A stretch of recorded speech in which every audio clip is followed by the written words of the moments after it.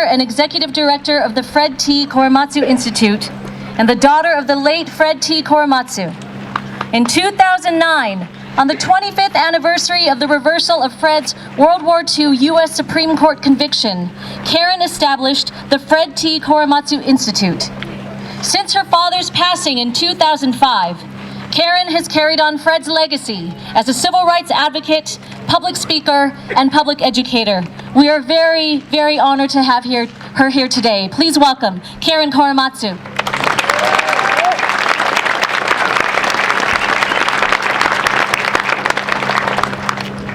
Good afternoon, pilgrims. Thank you, Bruce Embry and the Manzanar Committee for inviting me here today. Thank you, Consul General Uyama, for your wonderful words.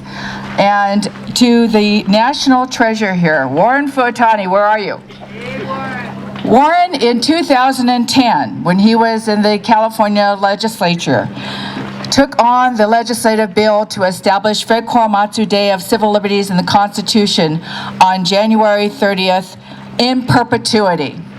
And he did this working across the aisle and in a nonpartisan manner, and to make sure that what this day represents is yes, it honors my father, but it's a reminder that we must uphold our Constitution and our civil liberties. Our democracy is at risk. Our democracy is on attack. And we need all of you to support us to make sure going forward that we make those changes. The Fred T. Korematsu Institute, for all of you teachers there, any teachers, can go to our website and sign up for our curriculum toolkits free of charge. That's what we do for fundraising. So you have the materials necessary to teach in depth about the incarceration and how it relates to our civil liberties, national security, and racial profiling today. The reason I'm here is not only to honor the 50th anniversary of the pilgrimage, but also it was my father's 100th birthday on January 30th. And we need to take those opportunities to bring our stories to light. Everyone has a story, and I want all of you afterwards to share your stories. When you go home, ask your family and friends what their stories are, because once you understand your own story, you can appreciate other people's stories. And ignorance is, prejudice is ignorance, or ignorance is prejudice, and the only way to fight that is through education. The way I learned about my father's Supreme Court case was when I was a junior in high school. Up until that time, till 16 years old, I knew nothing about my father's Supreme Court case. And I grew up in the San Francisco Bay Area in a little town called San Leandro.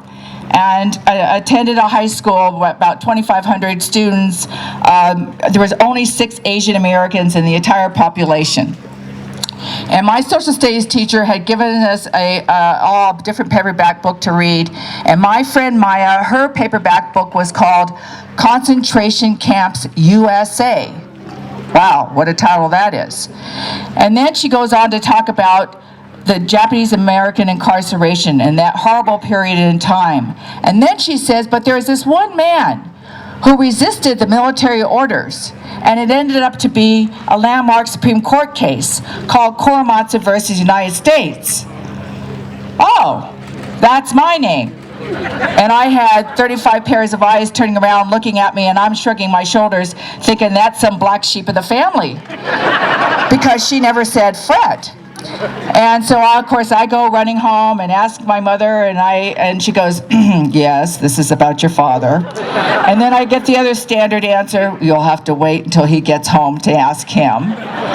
And my father not only had housing discrimination, he had employment discrimination, worked 2 jobs, and by the time he got home, it was 8 o'clock at night.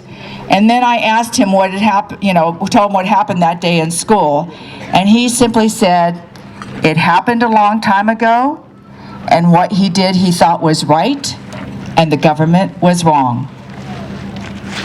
That clear and simple. It wasn't complicated. And I could see this hurt going over his face, and it was like somebody punched me in the stomach. And I couldn't ask him any more questions about that period in time. But I did ask him if he could vote, because voting was very important to my parents. So remember, we still have an obligation in this country to get out the vote, because we need it now more than ever. I'm going to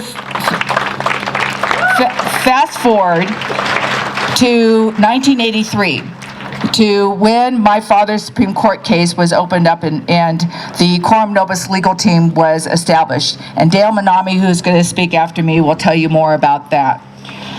But until that time, I did not know that my father had never given up hope that someday he would be able to reopen up his Supreme Court case. Almost 40 years later, he never gave up hope. And in the face of adversity, he had tried to enlist in the military before Pearl Harbor and was denied because he had a Japanese name. He did work in the shipyards before Pearl Harbor, and then the day after, because it was a government industry, that he was fired.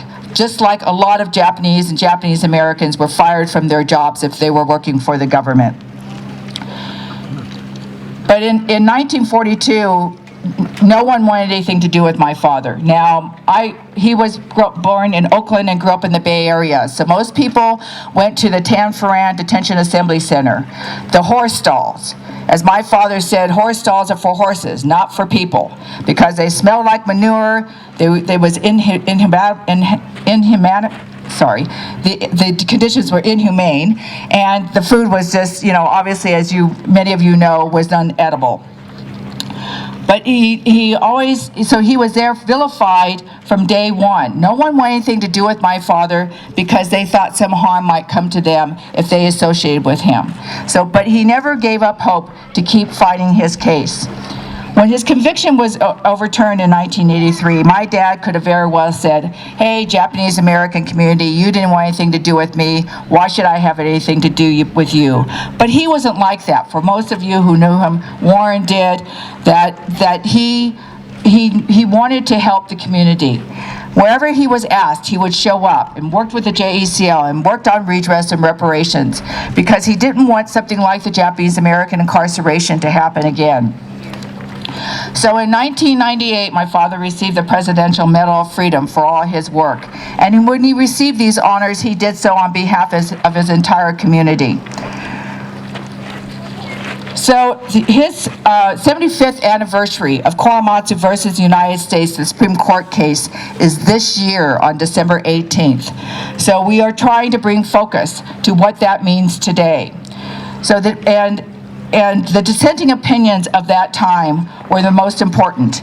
So in 1944, Justice Robert Jackson referred to my father's Supreme Court case as "this lies around like a loaded weapon, ready for anyone to pick up and use with a plausible cause." And certainly over time, they've tried to do that. Justice Frank Murphy called it the ugly abyss of racism. Justice Owen Roberts said it was unconstitutional. Constitutional rights have been violated.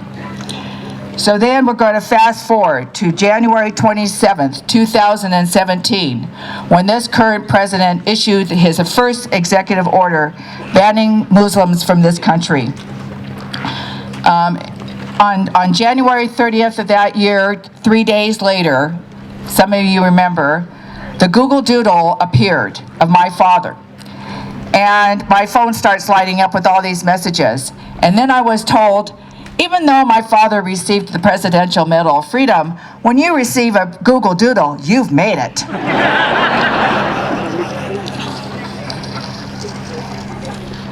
But as you know, the journey of this Trump versus Hawaii was a long one. It was bounced around with the Court of Appeals.